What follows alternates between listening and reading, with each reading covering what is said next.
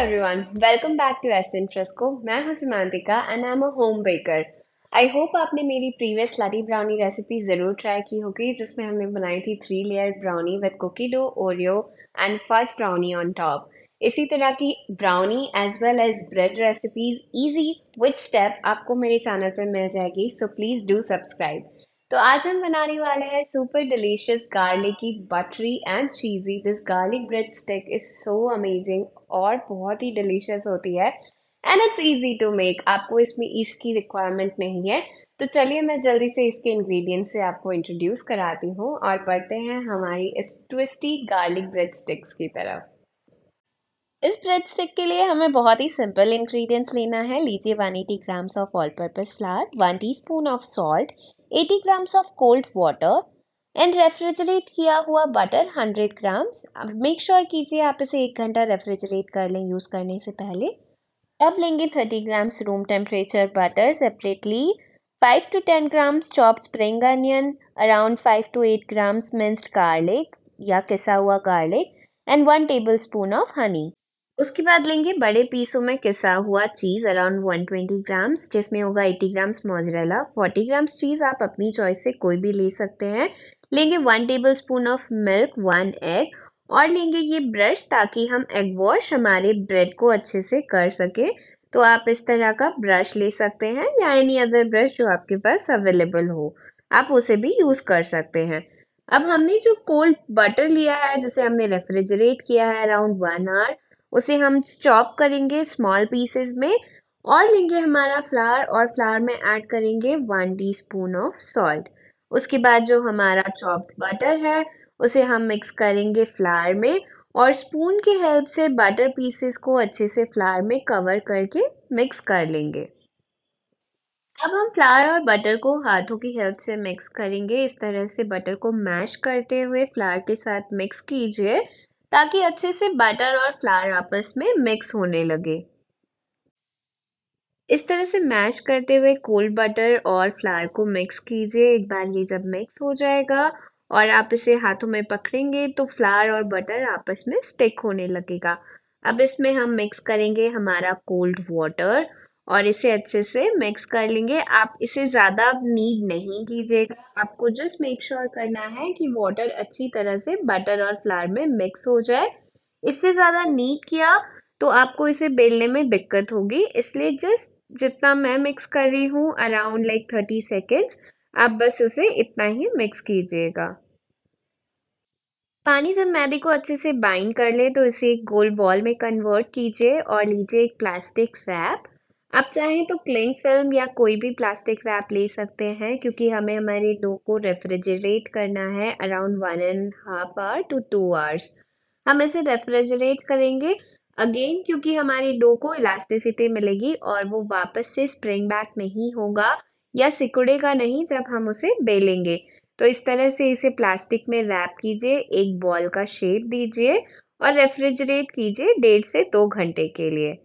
अब जब तक ये डो रेफ्रिजरेट होगा हम बना लेते हैं हमारा एग वॉश, जिसके लिए हमें लेना है एक एग, उसे कीजिए ब्रेक और इसमें हम मिक्स करेंगे मिल्क अराउंड 1 टेबल स्पून और इनको आपस में अच्छे से बीट कर लीजिए और तैयार है आपका एग वॉश। अब जो हमारा डो है जिसे हमने 1.5 hour to 2 hour रेफ्रिजरेट किया था उसे निकालिए एक फ्लैट सरफेस पे। सरफेस को कीजिए अच्छे से फ्लैट और अपने प्लास्टिक में रैप किए हुए डो को बाहर निकाल लीजिए।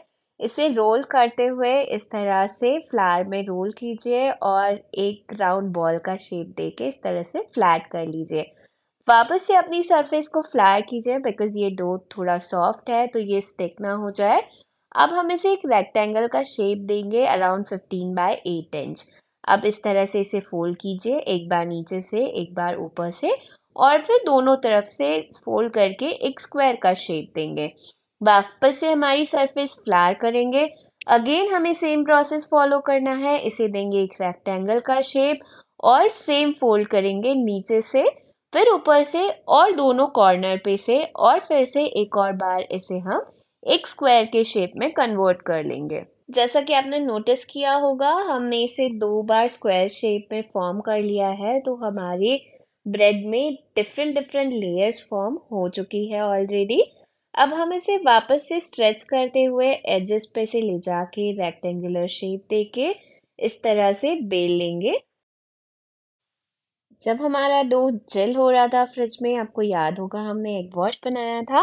अब उसी एग वॉश को हम अच्छी तरह से हमारे इस फ्लैट ब्रेड पे अप्लाई करेंगे।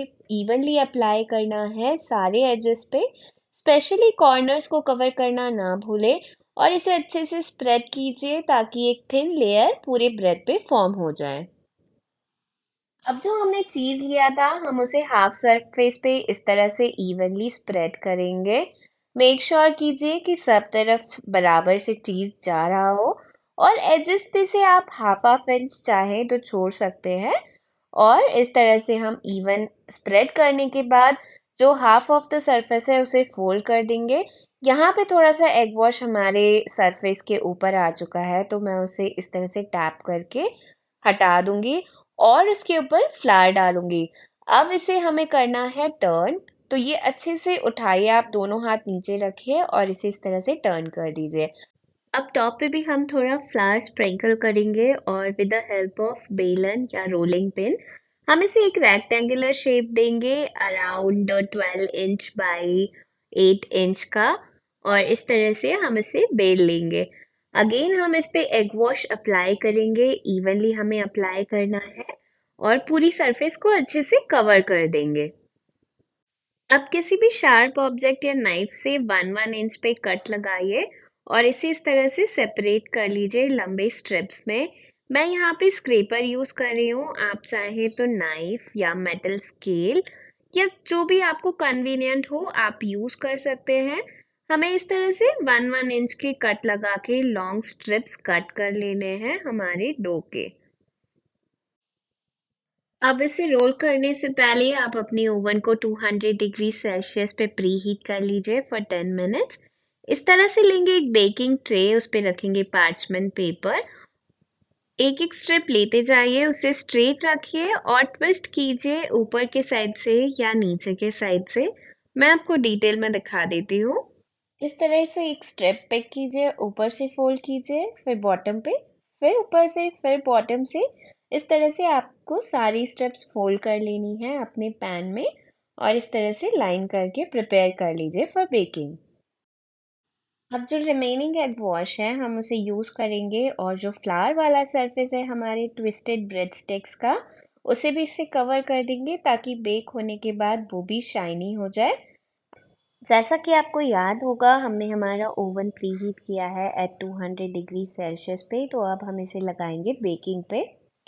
और इन ब्रेड स्टिक्स को हम बेक करेंगे around 18 to 20 minutes at 200 degree Celsius और until unless it's golden brown in colour. जब तक हमारी चीज़ी ब्रेड स्टिक्स बेक हो रही है हम बनाएंगे हनी गार्लिक सॉस। उसके लिए लेंगे हम 30 ml मेल्टेड बटर, उसमें ऐड करेंगे 1 टेबल स्पून ऑफ हनी। इन्हें अच्छे से मिक्स कर लेंगे, हनी और बटर को अच्छे से मिक्स कर लीजिए। इसके बाद इसमें ऐड करेंगे हम किसा हुआ गार्लिक जो कि है अराउंड 5 to 8 ग्राम्स। आप अपनी टेस्ट के अकॉर्डिंग गार्लिक कम या ज़्यादा कर सकते हैं। अब ऐड करेंगे around 10 grams of chopped green onion. इसे भी अच्छी तरह से मिक्स कर लीजिए और रेडी है आपकी कोटिंग के लिए हनी गार्लिक सॉस। जो तैयार है हमारी बटरी चीजी गार्लिकी ब्रेड स्टिक्स। अब कोट करेंगे हम इन्हें हमारी हनी गार्लिक सॉस से। जब ये गर्म हो तभी आप इन्हें अच्छी तरह से कोट कर दीजिए। एंड ट्रस्ट मी, इनका अरोमा और इसका टेस्ट और इसका crunch is amazing.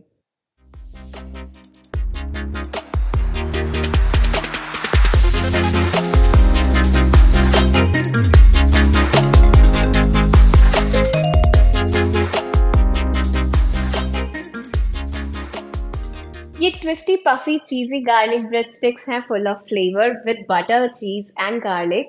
I hope आप ये रेसिपी ज़रूर ट्राई करेंगे एंड आई एम श्योर अगर आपने ये रेसिपी ट्राई की तो आप अपने आप को इसे दोबारा बनाने से रोक नहीं पाएंगे। If you like this recipe, if you try it, please do like share subscribe S in fresco and stay tune for more such amazing recipes. Thank you.